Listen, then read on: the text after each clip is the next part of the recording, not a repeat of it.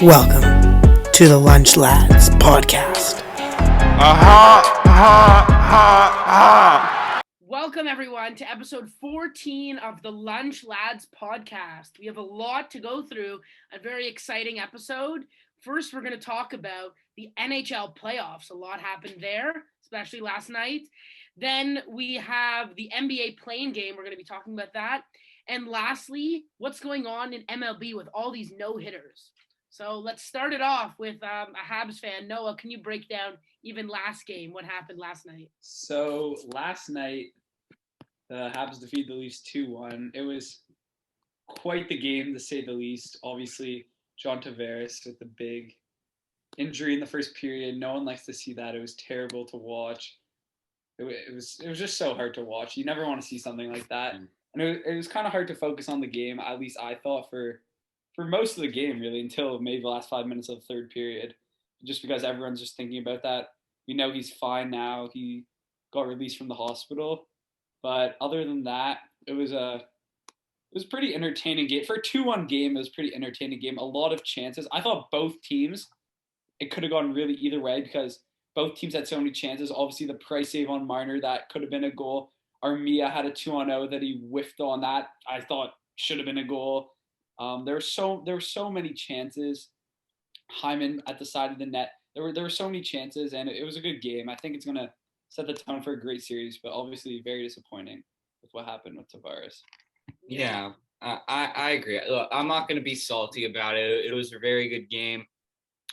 Like Noah said, it was pretty hard to focus on the game after that Tavares injury. It was really upsetting, but once we got dialed in, I think it took me probably till the third period to actually start focusing on this is a playoff game again. But I'll give credit where credit's due. Carey Price, he time traveled back to 2015, 2016, and he looked like Team Canada Carey Price last night. He was amazing, and I'm going to give Jack Campbell a lot of credit too. In his first NHL playoff start, he looked amazing. It was, I would say, a classic goal. I wouldn't say a goalies duel, but I thought both teams' goalies looked pretty solid in net, especially Carey. And the Leafs are going to have, now with Tavares out, we don't know how long he's going to be out. I would expect he's going to miss the series, but they need to find some scoring. That first line last night was pretty tough. That the power play was brutal. We let up a goal on our own power play. Never like to see that. I feel like we're going to see a lot of Leafs line changes now with Tavares. Oh, yeah. We're bringing up Engvall, Galchenyuk, and sending out Nash as an offense. I'm expecting not to see Thornton on that power play one or Sandin. We're going to bring back Riley and Nylander onto that power play and try and load it up. I think Leafs are going to take more of an offensive approach on the game. Honestly, defensively, we were pretty solid that game. That shorthanded goal is pretty rough to watch, but besides that, they played the best they could with dealing with Tavares being out, and I'm just waiting for next game to start. Yeah, one thing about Carey Price is obviously he played amazing and looked like he did last year in the bubble. But as a Habs fan watching most of the games this year, I've seen Carey Price play like that in certain games this year where he allows one goal, maybe two goals, and plays lights out and the team wins because of him. But then the next game will come back and it'll be 5-4 final and they lose. And that's happened so many times this year. So I get it that Carey Price did play amazing, and I'm God hoping that he does this the rest of the series. But I wouldn't be overconfident as a Habs fan and too worried as a Leafs fan for the rest of the series, thinking that he's going to just let up a goal a game on 30 shots every game. You're saying that because he's in the freezer. He's in the freezer, so you don't want to get your expectations. Well, the freezer, the freezer does its magic. Can you explain to the fans what the freezer is? So the freezer, I can't take full credit for the freezer. Shout out to another podcast. They're kind of like a low-level podcast, the Bill Simmons podcast. Shout out to him. Great work. But anyway, he was talking about when the Raptors were playing the Celtics. He's a big Boston guy, for those that don't know. He was talking about how there's like this tradition, like his mom in an Italian family, when you don't like something or you don't like someone, you want them or something to do badly, you put a picture of them in the freezer. You freeze them. Like they can't do well. So when the Raptors played the Celtics last year, he grew Kyle Lowry was amazing in that series. And he's like, you know what? I can't handle Kyle Lowry. I'm going to put him in the freezer And Kyle Lowry, he didn't play like the way he should have in Game 7. He didn't play amazing. So the Bucks, my favorite team, the Tampa Bay Buccaneers, were struggling to start the season after a very bad loss to the New Orleans Saints. So what I decided to do was adopt the freezer strategy, and it led my team to a Super Bowl. And, notable freezers, it's become a little scary, and I just want to let the viewers know I don't try to injure anyone, but there have been some injuries due to the freezer. So I really hope Carey Price doesn't get hurt because he's one of my favorite goalies. But, there's been some injuries. McCaffrey, Eckler, Keenan Allen. Too many injuries that shouldn't have happened just because somebody was put in the freezer. Yeah. But Donnie knows. Aaron Rodgers has been in the freezer twice. He got clamped both times. And Patrick Mahomes was in the freezer for the Super Bowl, and I think we all know how that went. So okay. Besides this Leafs-Habs series, which we're definitely going to cover a lot due to it being both our favorite teams, another great series so far this playoffs has been Washington Bruins. 3 games, 3 overtimes, 3 crazy endings. Insane. That goal, that end of the goal on the Game 3, I still have to think that's Samsonov's fault. I know you guys disagree with me. Your goalie in an overtime game, you can't lollygag back to your net just because you're assuming. You can't assume your defenseman's going to pick up the puck. You have to get back to the net regardless. No, but I also think that it was Schultz. So you thought that that the goalie assumed that the defenseman was going to take it. I think the defenseman assumed that. No, I don't even think that. I think the defenseman assumed Samsonov was going to play the puck, which it kind of looked like he was going to, and then he left it. So Schultz was left in shock because he assumed the puck was going to be passed. That's why Schultz was taking that long route. Yeah, that's why it's Schultz's fault, because he assumed. You can't assume. It goes both ways. Obviously, it's miscommunication, but I watched the replay many times, and Schultz is looking at the puck. Samsonov has it, and then he puts it. He leaves it there, and then Schultz looks back at Craig Smith or maybe another Bruins player on his tail coming after him, and then he peels off, and then the puck is just there. But why is Samsonov leaving a puck when there's a one-on-one battle? Why isn't he playing? Because Schultz was clearly ahead of him and clearly able. Anyone who could skate and play hockey and have a puck on their stick could have got that puck because they were clearly ahead of him and right beside the puck. And I think it was clearly Schultz's fault because for some reason he turns around and obviously it's both their fault. It was miscommunication, terrible miscommunication. But I think it was more the defenseman's fault because he saw the puck there and then Samsonov started skating away. So I think he clearly had to take it. I disagree because Samsonov could have changed the outcome. Schultz had to do he was dealt with. Samsonov could have played the puck, which he should have when he saw a guy trailing another guy. Samsonov should have rushed back to his net just in case something was happening. He can't assume, Schultz is there waiting for Samsonov to make the first move. Then Schultz has to adjust to Samsonov's move where he's expecting something that he doesn't. So he's coming on that. How is he supposed to know what he's expecting? How fast do you think goalies can skate? We can't skate that fast when you're on all those pads. Faster than Samsonov is fully extended, fully standing up straight, just gliding back to his net. He has to get around. He went I wouldn't say he went 100% back to his net, but he went a good I'd say 70. I do agree. He was a little nonchalant when he was I saw last night in the Leaf game. Campbell was behind the net and we almost lit up a goal. Campbell went way too slow there. Fell on the same shit. Yeah, you got the goalies. I don't get why they don't go full speed back to the net. I get you're wasting your energy maybe for something that might not happen, but in the case it happens, you got to get back there as fast as possible. Because I think they want to make. Well, I don't play the puck that much because I'm afraid to, but it's you kind of want to. When I play the puck, I want to make sure that my defenseman receives the pass and make sure that the defenseman has the puck. Samsonov didn't make a pass; he just stopped the puck. He should have made the pass in that scenario. I disagree. But the thing that got me, first, I don't think that this was fully Samsonov's fault, and I don't think it's fully Schultz's fault. If I was going to assess blame, I'd say 70-30 Schultz. But the thing that got me really mad was when they cut to the captain of the Washington Capitals, Alexander Ovechkin, after the game, yelling at Ilya Samsonov and breaking in Russian, and I saw the translated words. I'm not going to say it on the podcast, but it's Not cool. Man. Who does he think, like, that's not the thing that you're supposed to do, especially as the captain, especially as one of the most respected players in the league? You're gonna go off on your goalie right after he lets him. By the way, was playing an amazing game. Yeah, he carried their team the entire game. He played amazing. They had no business going over. He also hasn't played because of he's had COVID twice this year. Like he hasn't played. He's coming off of COVID twice, barely getting any practice. Coming into a double overtime game where he's playing so much time, getting a crazy amount of shots from a great Boston team. Exactly. And what does he think he's doing? I know, like, I've read a lot of things. Like, I know they're like friends or something because they're both Russian. And I know Ovi's, we're all big competitors. Everyone in the NHL, I assume, is very competitive and, lets their emotions get the best of them sometimes. But that's ridiculous. Putting someone down right after.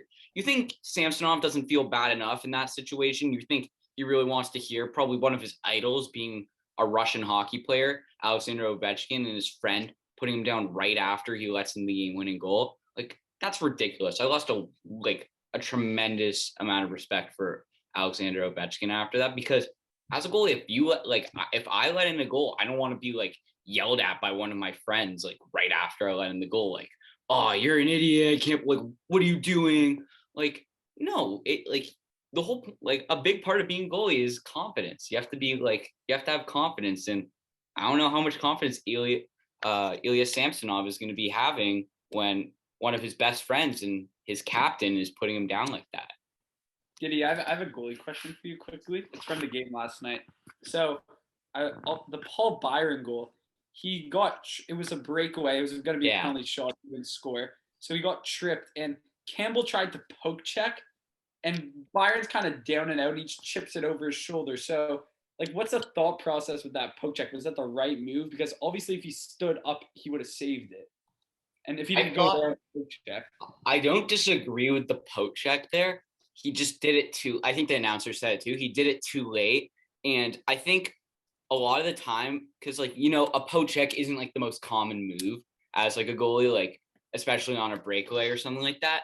But I think this has happened to me before, and I think due to the fact that he did it too late, I think in the mind of like a goalie, sometimes like you're thinking like, should I do it? Should I do, like, or should I not? Like I have to make a decision quick, and then like he waited a little too long, thought about it a little too much, and then went for it. And by that time, it was a little too late. And when you poke check, your shoulder goes down. It went over. But I don't disagree with the poke check there. I think it might have been the best. I don't know if it'd be the best call, but it's a good call. But obviously, looking back on it, it's hard to make those decisions so quickly because when I look back at it, I'm thinking, oh, he's on his knees. He's about to fall over, actually. And how is he going to get a decent shot? You might as well try and take the shot that's going to come right at him. I feel like you can't make the decision so quickly. I feel like Campbell committed to his poke check before he even knew that Byron was like on the ground for sure. Like, I don't think Campbell like reacted after he tripped. I feel like he like made the decision a bit too early, even though it came late. I understand what you're saying there. Yeah, like he was like, I'm gonna poke check no matter what, and then he fell down, and then he's like, all right, I guess I have to poke check. I also thought it was really underrated play by Paul Byron, because if you watch it, a good few feet behind Sandin. No, it's definitely very underrated. That was an amazing goal. Like, that's one of the best goals. That's one of the best goals so far. Besides the Paul Mary overtime goal, that's probably the second best goal in the playoffs. Yeah, I think it was. It was really Paul Mary overtime goal. The short that was a nip. You put it in the one place where it was a nice shot, but that was really nice. But besides, goalies have kind of taken over the playoff. Like, there hasn't been that many like crazy plays because goalies have been pretty good. Like, Leonard's been good. Talbot's except for the Tampa series. Oh my God! What is happening with Vasilevsky? I've never seen this guy let in that many goals in Florida and Tampa. What is it? 5-4, 3-1, and 6-5. Like, that's crazy. It's ridiculous. Especially with goalies like Vaz and Bobrovsky. Also, what's Florida doing? Why are they starting Drieger? I don't get it. I don't get it. Like, that was so dumb. Like, good for them that they came back. Out of the move, it was to sign Bobrovsky for all that money and all those years. So many goalies like bring up Devin Levi. Years left. Bring up Devin Levi. The Carolina goalie, Nedeljkovic. He's been amazing. He's been amazing. Rask has been pretty solid. The Islanders in Pittsburgh, they haven't been that good goaltending wise. Vegas Wild's been such a boring Vegas series. Wild has been a great goaltending. Not last night, but like It's been a pretty boring series just Vegas because of had a how good the lot of goals in goaltending the is. second period. Oh, another okay. Now that we're kind of going to, let's go to that division in that series. Can we talk about Nazem Kadri? He's an idiot. Like, Is he going to get suspended today? Yeah, he has this in-person What's your hearing prediction? today. I'm gonna give him 7 games. I think he'll get suspended the first round. Yeah.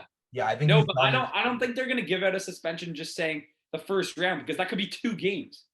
That's true. No, yeah, I think he'll be done. Sometimes they say to the end of the round. I think he could be done for the next. I say there's no way they say to the end of the round because that could be 2 games, and he's obviously going to get more than 2 games. It I think probably will be so 2 games weird. down of the round. Like I don't see. I think there's no way.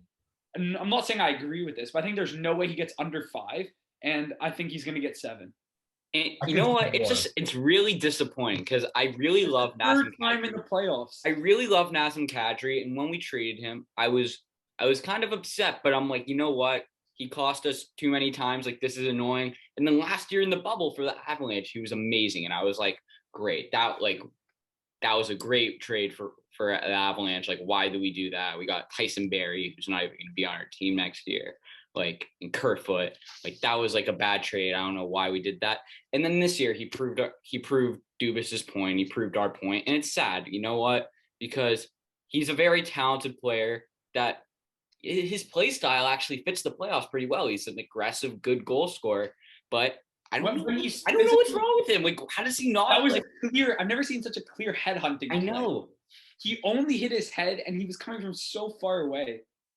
It's ridiculous. It's ridiculous. And I never heard of someone getting suspended so many times in the playoffs. Yeah, it doesn't make sense. And it's more just the playoffs. Like, you don't see him get suspended that often in the regular season or do this, like. And it's not like this guy has made the playoffs 15 years. Like, how old is he? How many times has he made the playoffs? Yeah, like, he's made the playoffs like 5 times. Yeah. Oh, report that Jack Campbell had a maintenance day. Oh, thank God.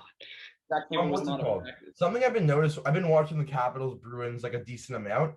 What I've noticed, Alex Ovechkin doesn't play that much hockey. He plays power play, and then they go through the rotation of lines twice, and he'll play one of the 2 times. And he doesn't play 4-on-4, doesn't play penalty kill, barely plays overtime. Like, I didn't realize that he barely plays. Like, it's crazy how good and efficient he is in the time he plays. I know you don't think he plays a lot, and it may not seem like that because he gets a lot of minutes on the power play and they get a lot of power plays. But at least I'm looking at the last game right now. But that's because he went to double overtime. That was double overtime. But he had the most minutes on there as a forward. But go look back. I think he had 18 minutes in an overtime game, and going into that. Marner had 27 yesterday. Yeah, but that was because Tavares was out. Yeah, he had 17 in game 2, and he had 27 last game. I know it's double overtime. Still the most out of a forward on their team. But all of his minutes come from. He had 18 the first game. 18, 17, and 27. But majority of these minutes are coming from 2-minute power plays. Like, go count the power plays and subtract those minutes. He doesn't play that much actual just 5-on-5 hockey.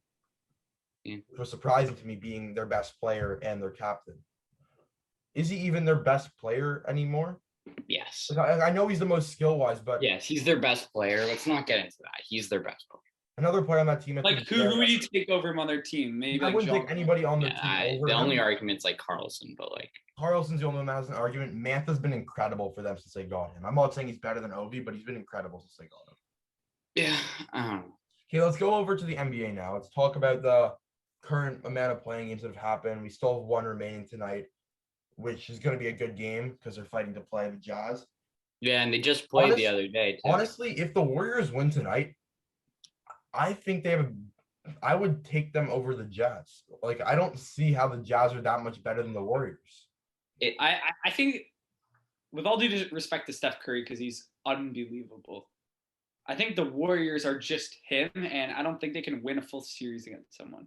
I think they can beat the Jazz. I do think they will beat the Grizzlies, but the Grizzlies aren't very good, and the Jazz are a pretty good team. And I'm not saying they're going to get swept, but if they beat the Grizzlies, I don't think they're going to win. Some of these playing teams are scary. Like, the Wizards dropped 142, and Westbrook and Beal didn't play that much because they were up by like 30 for the majority of the game.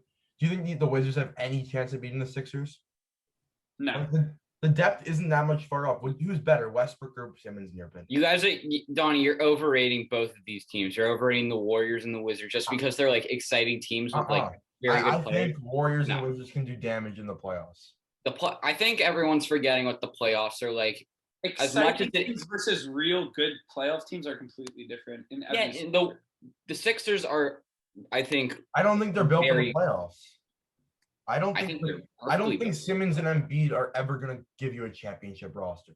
I'm not saying they're going to give you a championship. I know, we're not talking about them giving you a championship. We're talking about getting past the Wizards. I don't think they're going to succeed. I think the Wizards are a better overall team. I would rather Beal and Westbrook than Simmons and Embiid any day of the week. And the depth on both teams aren't. I think that's just an absurd statement. Like, that's insane. You're talking about like a guy that's like one of the front runners of MVP. Have you forgot Russell Westbrook in the playoffs? Like he's not like he's about to like you saw him in the Celtics game. Embiid and Ben Simmons in the playoffs before you talk about Russell Westbrook. Westbrook playing on a team that actually wants him there. Houston didn't want him there last year. That like it wasn't a good fit. OKC had zero surrounding talent. OKC wanted him there. He wasn't good I know, but when he was without Durant, he had no surrounding talent at the time. And don't tell me Oladipo and Sabonis was good talent at that time because they weren't. You had Paul George. He now has guys like Bradley. The team is pretty good on OKC. Yeah, they had Paul George, man. Paul George is way better than Russell Westbrook. Paul George is a top 3 MVP candidate that year. You guys are underrating the depth on the Wizards. I think the Wizards are going to do some damage. No, we're not. We're not underrating Simmons and Embiid.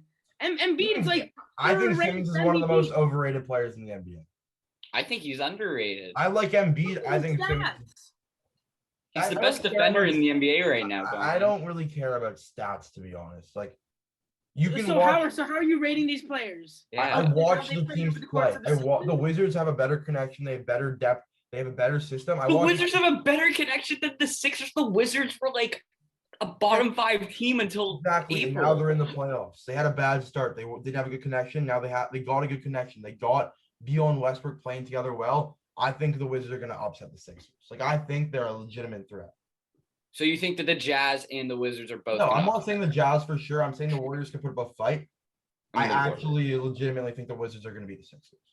All right. And in how many games do you think? Probably it's going to be a long series. I don't think so. I think I'm not saying regular season success translates to the playoffs because that's not the case. That was the Bucks. But there is just no There's no way in your right mind you can say that Westbrook and Beal are better this year or at all, and you would rather have them than Simmons and Embiid, and that they have a chance at beating. I would 100% rather those two than the Sixers. So your only argument is that they have better chemistry. That's your only argument. They also have Westbrook has the most playoff experience by far out of any player on like the top. He's not good in the playoffs. Garbage in the playoffs. Okay, just watch. We'll watch this series. We'll watch. The Wizards are gonna lose in 5. The Wizards are gonna put up a great fight and beat the Sixers in the series. I just want to know your reasoning behind it. So you think it's better connection? I think I like the depth more. I like the star talent more. I think they put it together at the end of the season. Westbrook's been playing out of his mind. Beal hasn't been playing that much minutes because he's coming up an injury. And I think he's going to be healthy and play more minutes now and be more dominant. How is he just going to turn healthy in the playoffs? The Wizards have a good amount. The Wizards have great defenders and like guys like Alex Len, Lopez, and Hachimura. Great shooters in Bertrand. Great playmakers in Ish Smith. I really like their chances in the season. Okay, right. So let's just break down one of the points you said with star power. I would rather Westbrook and Beal than Embiid and Simmons any day of the week. All right, I want to move on from the Wizards. Okay, we'll see what happens. But let's move on to a team that won their playing game, that is arguably one of the best teams in the league, the Lakers. But how do we feel about them going into the playoffs? Can I just say one thing before we talk about this? About the Lakers. Do you guys not think LeBron's always been a classy guy, right? Like he never makes these absurd statements for like attention. But I've been hearing a lot of things like, why on earth did he say he was shooting at 3 nets? Is that not completely ridiculous to you guys? Because clearly making that up. There's zero. He was shooting. He did not see 3 nets and just randomly put it up and it went in. I love LeBron James, but the end of that game was, I'm just gonna say I'm looking forward to Space Jam 2 because that acting performance was amazing. I'm just gonna say. Yeah, I agree, but I just think it's so unlike LeBron. I feel so bad for the Suns in this scenario. Like a healthy. Why? Suns are gonna win in 6. I disagree with that also. They're not healthy, Donnie. They're not. I watched that game. I love LeBron. I love the Lakers. I picked them to win the championship last year. As much as LeBron can say he's not healthy, I take a 75% LeBron than any other player in the league come playoff time. I don't think it's LeBron that's going to be the factor. I think that I don't doubt LeBron. I'm never going to doubt LeBron ever in my life. We've learned to not doubt LeBron. We've learned not to doubt LeBron. He's inevitable. I don't know. But the one thing the person I'm doubting, who I think was going to be like the key factor for them beating the Suns, was Anthony Davis. What I've seen from him, he does not look the same. But the issue with the Suns is DeAndre. Like I watched a lot of Suns game early in the year because I had a lot of them on my fantasy team. I had Ayton, Paul, and Booker at a point in the year. Ayton doesn't play end game, like end of the game, and he's like their top defender to guard guys like Drummond and Anthony Davis because he can't space the floor. Yeah, Drummond's been a bad signing in my opinion, but Ayton can't space the floor, so they put in guys like Dario Saric at the end of the game who are gonna have trouble guarding the likes of LeBron and Anthony Davis in the paint at the end of the game. Like that's the one issue with the Suns. You know who's gonna be the difference maker in that series? Can I guess? What team? The Lakers.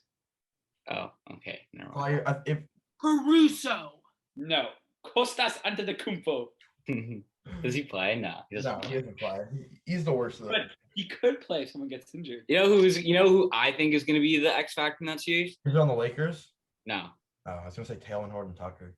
Mikal Bridges. I think that he has been very, very good this year. I think he's been very solid, and he's kind of developed into that player that I think we all expected he was at Villanova when he was playing. Villanova. He was so good, and like I think he's like everything that the scouts thought he would be. He is. He's a very good defender. He can get you a bucket occasionally, and I think if he could put like some clamps maybe on LeBron, if they put him on LeBron a little bit, if he can like contain him just a little bit. I know no one can contain LeBron, but I really think that the Suns are like amazing.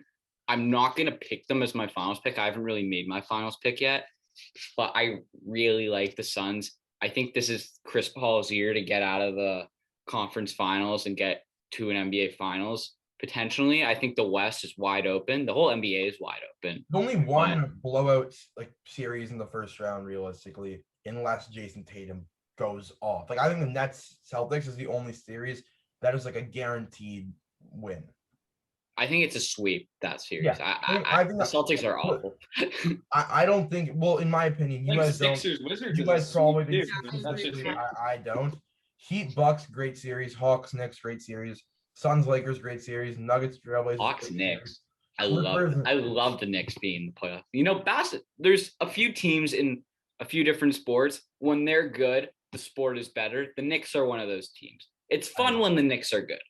I agree. It's also kind of fun when the Lakers are bad. No. It's better for basketball when like the Celtics, the Lakers, I don't like the Knicks are good. When the big markets are bad, it's not good for the league and it's not fun either. Yeah, obviously having Boston, New York, and 2 LA teams in the playoffs is great for the league. Yeah. Even though I actually like I like a lot of teams this year. It's kind of bad, but like I'm gonna give my uneducated, like I haven't done a lot of research before I make like a bracket for the NBA, but this is my uneducated NBA Finals guess, which is kind of, I think it's pretty bold. I'm going to go with Suns Bucks. Yeah, I'm going to go with the obvious Nets Lakers. Yeah. I'm going to go with the obvious Nets Lakers. I'm not sure who I'd be predicting. Suns Bucks. Wait, I'm just thinking it's like Phoenix Milwaukee. That's like the NBA's like worst nightmare. That is the rating. Giannis came out and said. Giannis said he doesn't know if this playoffs is going to go any different than any other year. And Jimmy Butler came out and said, "I'm unfairly locked in for these playoffs." So yeah, see, that's the only thing that I don't like about that series. I think the Bucks are going to win that series because I think I don't count last year as the bubble. Drew Holiday wasn't on the team for the Bucks. I'll give it to him, but I don't know. There's like this thing in sports, like when a team's like supposed to live up to expectations, like we've seen it before, and then they just like totally fail in the playoffs and everyone makes fun of them. Evan, And then they fly under the radar the next year and then they make the playoffs. It's happened to the Raptors when they're like the 1 seed. And then we kind of flew under the radar the next year with Kawhi, and then we won the championship. And then the Lightning last year, they were like the best team ever. Then they got swept, and then they flew under the radar last year and won the Stanley Cup. I think the Bucks are going to be that team. Another team like that in the NBA is also the 3 seed in the other conference. The Nuggets were the 1 seed, I think, in the West last year. They've been like nobody's talking about them at all. I was about to say my finals prediction as of today is Nets Nuggets. Ooh, I like it. I like it. I don't know. I have Milwaukee winning the whole thing. Ooh. I just don't know. Yeah. Put for the West division. I have Milwaukee. The West is really tough. There's so many teams. There's so many teams you could put in there. I just think, Milwaukee. There are so many teams, Giddy, but then when you go down into it, there's so many teams like looking at it. Then you go down into it. So many, like Luka's not gonna win a championship this year. Like a lot of these teams. I would say like the only teams that really have a shot at making it to the final. Like there's a lot of teams, but like I could see, like I doubt the Jazz make it, but like I could see them making it. The Suns. The only teams Clippers, in the West that Lakers. actually winning are Lakers, Nuggets, Clippers. Suns. I don't think the Suns are going. We'll see. Chris Paul's going to show you wrong. Yeah, we'll definitely see. Yeah, now on to baseball for no-hitters. So there has been an odd amount of no-hitters in baseball this year. Yeah. Giddy, can you tell us why you think there is? So this has been a really weird year for no-hitters. No-hitters used to be one of the most special things in baseball, especially for a pitcher. You know, they start freaking out, everyone starts jumping and like spraying water on them.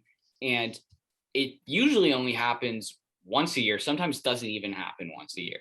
So this year, we're recording right now, May 21st. There has been 6 no-hitters already, and it hasn't even been 2 months of the MLB season, which is pretty odd. So I decided to do a little bit of research into it. The casual, just look up why there's so many no-hitters. You can do this in Safari. And I found out that in February, the MLB sent out a memo to all the teams saying that they're making changes to the baseball for the upcoming season. So the MLB, being the no fun league that they are, they decided that too many home runs, because the past, I think, 4 or 5 seasons were records for amount of home runs hit. They want more home runs. No, apparently they don't. So the That's changes, not first reported by The Athletic in February, were designed to deaden the baseball in response to the soaring home run rates in recent years. So pretty much they don't want as many home runs. So the baseballs now just don't travel as far as they used to, which I think is one of the dumbest things that the MLB could have done. Because as cool as a no-hitter is, like, don't get me wrong, a no-hitter is awesome. It probably is one of the most boring things to watch. If you're watching a baseball game, you really want to see no hits. Like, no, you want to see home runs. You want to see doubles. You want to see runs scored. And for a league that's already boring and most people can't watch like a full 9-inning game without, going on their phone or like switching channels, like this is the wrong thing for baseball. Robert Manfred is a clown. He does not know what he's doing. He's made a million bad decisions as his time as commissioner.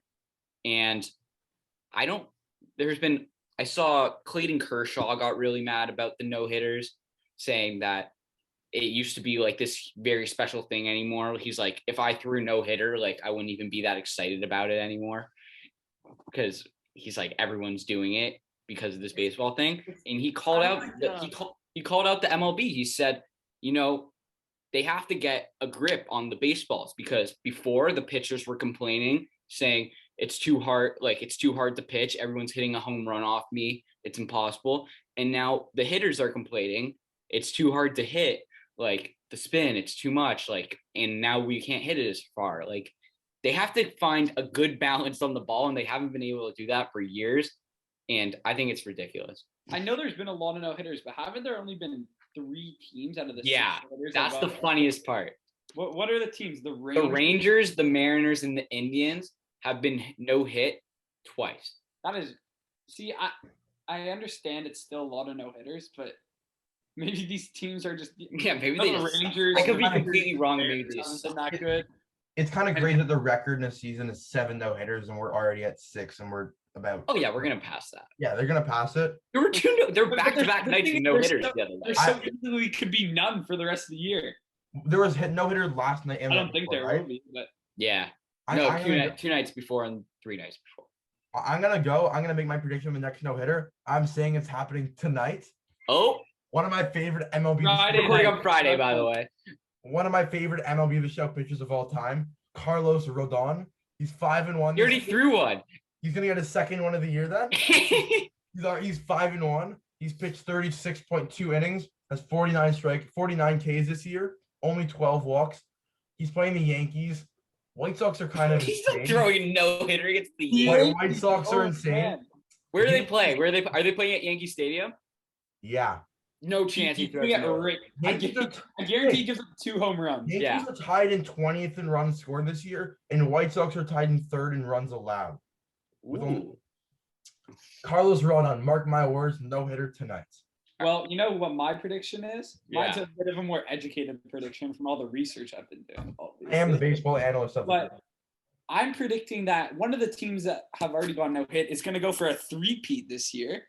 Oh. And I think it's either going to be the Mariners or the Rangers in the AL West. And I think the pitcher will be from the Houston Astros, has been playing pretty well this year, Lance McCullers Jr. I like it. I like that. He had I believe he had an 8-inning performance a couple starts ago. And I think he has the chance to go to distance. And I think it's actually going to be against one of those teams. Okay, so by the way, so everyone out there, this is completely random. Like a scrub can throw a no hitter. Like we don't know who's going Like to throw a no hitter. Rafael. This is just a fun game, guessing game. But I could either go the very boring route or a fun route. Don't say DeGrom. Jacob deGrom has been amazing this year, and he's probably my favorite player in baseball right now. I think, there's been a bunch of scrubs throwing no-hitters this year, or like people that like you wouldn't know off the top of your head. And if they could do it, you assume the best player in baseball, best pitcher in baseball would be able to do it too. So I think Jacob deGrom has a chance, but I'm not going to say Jacob deGrom. I think someone that is going under the radar this year as a Cy Young candidate. He probably won't win because of DeGrom, but Jack Flaherty from the St. Louis Cardinals is You're going to say Shinzin Ryu. Nah, he's 8-0 to start the year right now, and the Cardinals are looking like one of the best teams in the league after trading for Nolan Arenado too. And Jack Flaherty has been amazing, lights out this year, and I think something to bolster his Cy Young case, because I saw the MLB posted the thing today for their top 5 Cy Youngs from each conference, and he wasn't even in there.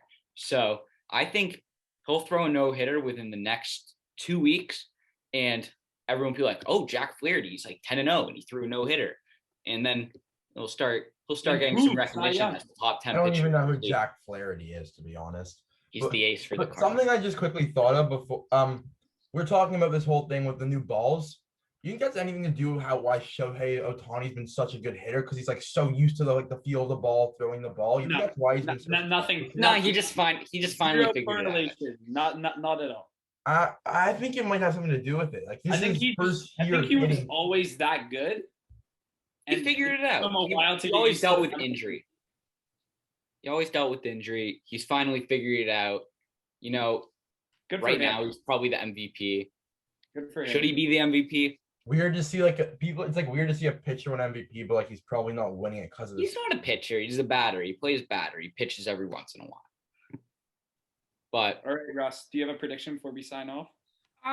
Yeah, I'm not the biggest baseball analyst, but I know one name that I like, Lucas Giolito. He's pretty good. he threw a no-hitter for his fantasy team last year. That's why. Yeah, I knew he threw him Yeah. last year. I had him last year on my fantasy team, and he's really good. And he's having a pretty good year this year too. He is. Yeah. The White and Sox. Why not him? Yeah, exactly. So, I don't know. he Why picked not? the White Sox. So he Why picked the White not Sox. Anthony K? I don't know. Shout out to Anthony K. I know you're listening. So anyway, I think that'll wrap it up. Comment down below on our YouTube who you think's going to throw the next no-hitter. Maybe we'll put up an Instagram poll. But Yeah, we'll see you next week. I like that idea, Instagram poll. Bye.